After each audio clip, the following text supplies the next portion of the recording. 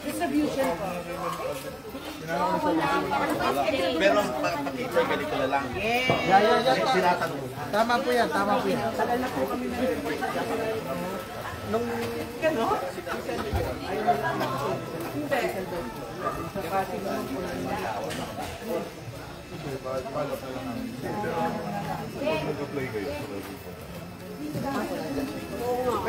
Meron pong inayos dito sa may kaligayahan. Rizal po yung Sa mapa nila, sa Rizal lang. Rizal talaga po. Tatlo po yung napalitan nila ng bakal na poste. Then pinasilip ko. tigit ka. Hindi daw po nila. Yun ang naging problema ba pagka dito sa Karangalan. Merong Rizal, merong Pasig. Parang sa Dilapas din. Sa Pasig kasi engineer, mabilis eh. Sa Parking Rizal. Pag Rizal doon kanila katagalan. Yun ang naging problema namin din. Hindi, ito tawag na lang.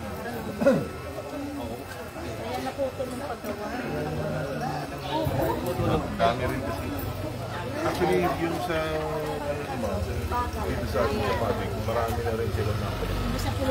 Kaya lang, sa araw-araw din, marami lang talaga ito. Malakapilang po namin. Kasi sabay-sabay nang kakabulok ng mga poste na 20-40. Maningolin actually. Kaya lang hindi talaga. Nai-report na Pero rin naman pagka po ganyan, namin. medyo nakasandal na talaga, medyo delikado. Yung mga kasi wala na naman yun. Ang nakakatakot kasi dyan, durog na yung ilaw. Pagka, wag naman, pag may bagyong malakas, yun po yung iniwasan natin. I-live yung live ang kuryente. Oo nga. Yung sa kahapon, galing. Doon sa bangko. Naku pa may puno yan, sumiklat Wala na. bang kasamang mirado ngayon? Ay, wala po. Sa bihira na po ito sa pwede. Mahina ka na yan. Sige na, pala. Baka busy lang ako sila. Papasko. Ano naman po kay Engineer Alvin? Oh, sige. Yan na rin namin sa task force. Noted na po ako. Sa mga kaibigan dito, ating narinig yung dinudulog ng mga residente. Pakita ko na rin po yung poste ng Meralco na nakatagilid sa banda doon. So, ayan po yung poste ng Meralco na idinudulog ng mga residente dito kasi talagang nakatagilid na siya at kailangan ng mapalitan. Actually, ang problema rin sa Karangalan, Nakiusap ko mga meron lugar kasi na sakop ng Rizal, meron sakop ng Pasig.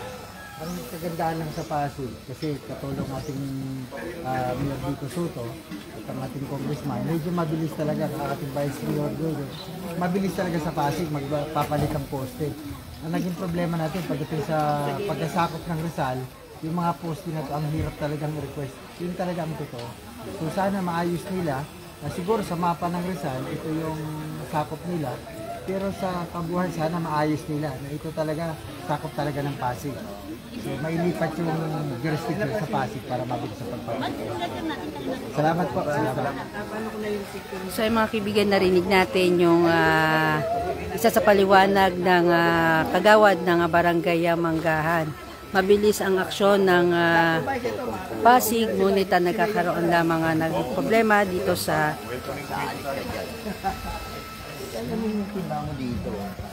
at dito mga kaibigan, nakita na rin natin yung pagdating ng ating Mayor Vico Soto dito sa sinasagawang Oplan Cayusan.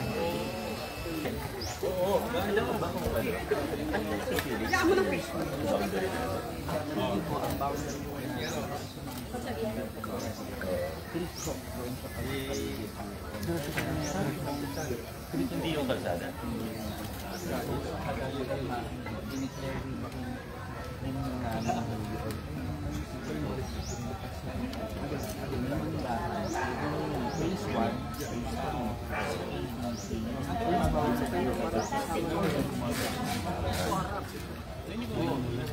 Kasi yung buong service doon sa atin. Opo. Nalilito ako sa yung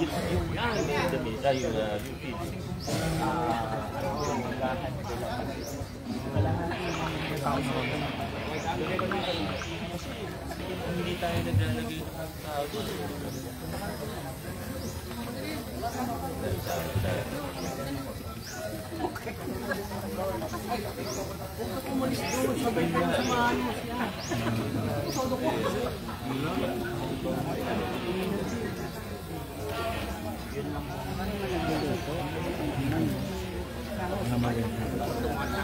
Hindi, inasigaso naman.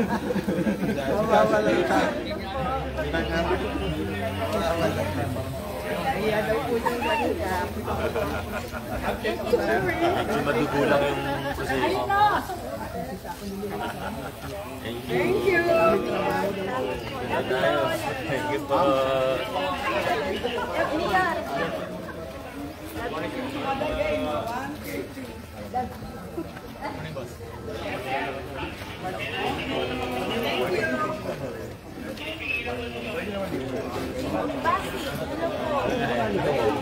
Hindi kaya basa yun po eh. Kaya na babalik na ako. Nakita ko na nga siya si...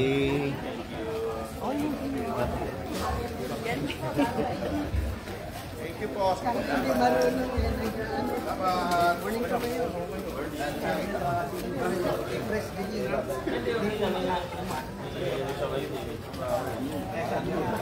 Kami na lang daw.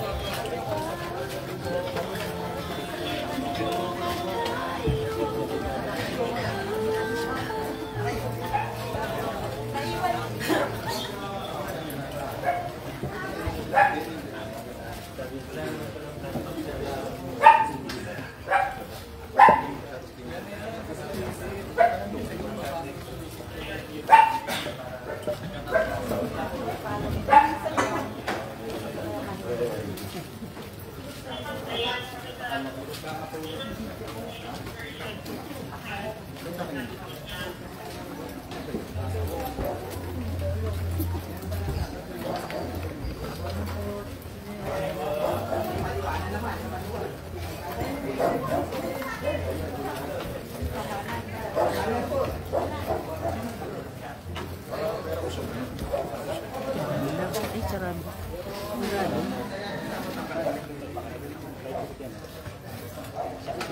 Sinarado.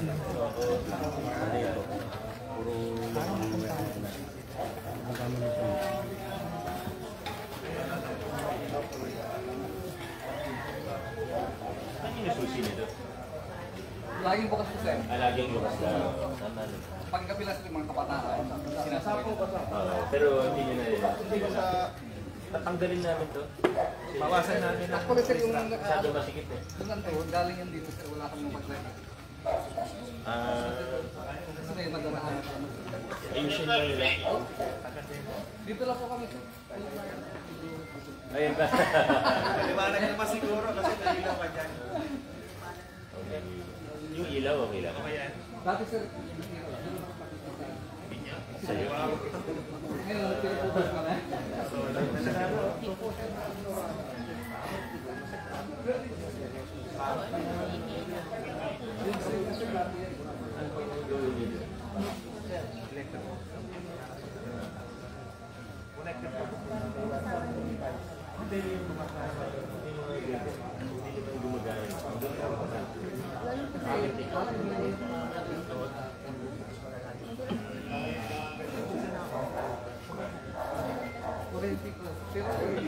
Yung nilagyan ng linya.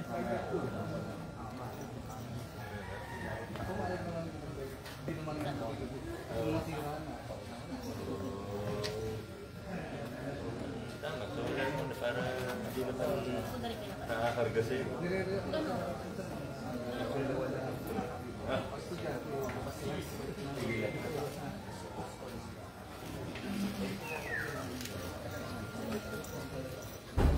lang.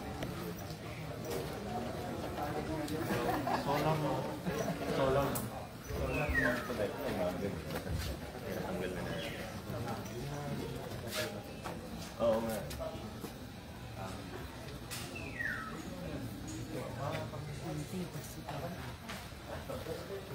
Solar talaga.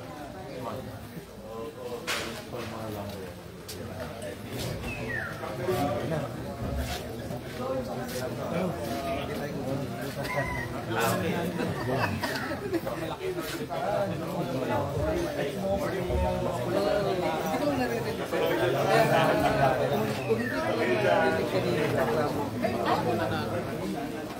Ano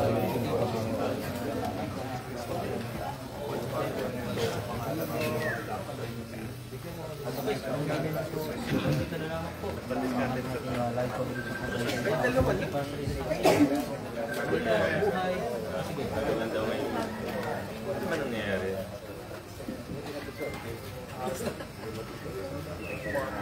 Bagong buwan ko tayo.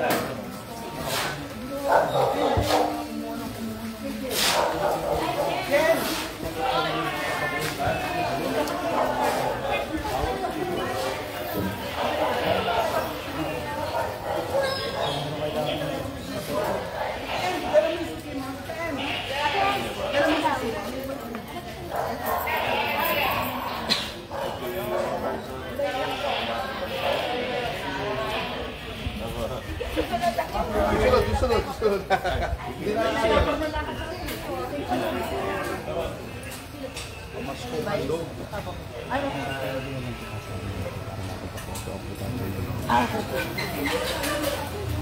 Bye. Good morning po. Sige lang. Oo. Parang lolo ko.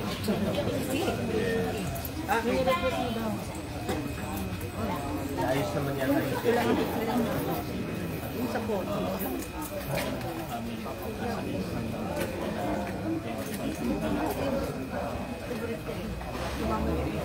Edmond.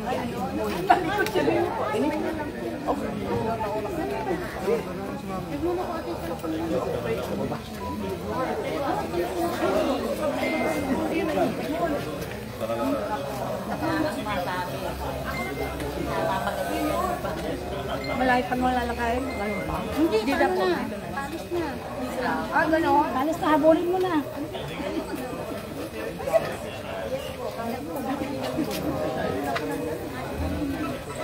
Ay, sorry. Nawawala ka agad. So mga kaibigan, mula po dito sa Barangay Manggahan ay hanggang dito na lang ang ating live update.